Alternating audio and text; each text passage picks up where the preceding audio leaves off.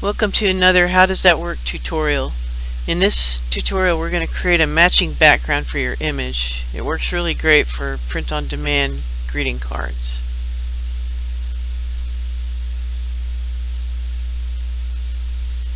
Here we have a witch on a Halloween card, and I really like the background, but I want to make it like a back of the card look like it matches up with this, but get her out of the picture for the back side of the card. So we're going to use the lasso tool and draw around it. It's easier if you use a tablet, but I'm just using a mouse right now. And then once you draw around one object, you press the shift key and draw around the other object that you want to get rid of in this picture. You're going to keep the original card, but you're going to make a background using the style of what this card looks like without the witch and the cat in the foreground. And I think I'm going to leave the church and the houses in the background too, because that kind of looks cool. Okay, so let go, and now what you're going to do is go to Edit and use Content Aware Fill.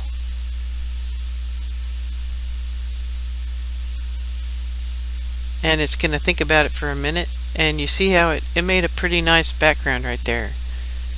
So we're going to click OK.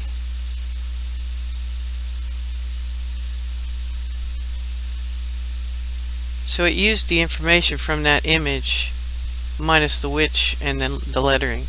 So that makes a really nice background right there. That looks good. And what it does is it makes an extra layer. As you can see, when I turn off the bottom layer, you can see only just what it created. So we're going to merge those two together. So right click on the top one, click on merge down, and now you've got it. And if you wanted to get rid of some of the stuff in the background, like the church and the houses, you can do that. I'm just saving it here because I kind of like it the way it is. But if you want to get rid of those, you can use the healing tool and some other stuff. You can use like the smudge tool. So I use the healing brush right here, the spot healing brush, and just kind of dab it a little bit and see if I like it.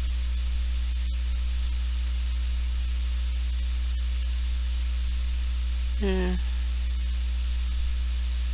It's okay, it's not great.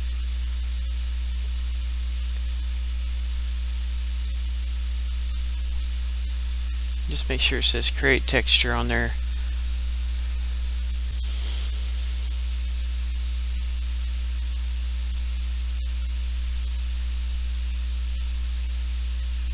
It gets rid of most of it, but then I can use like the smudge tool. I have a smudge tool that I like, and I press the right bracket to make it bigger or the left bracket to make it smaller, and you'll see how that turns out.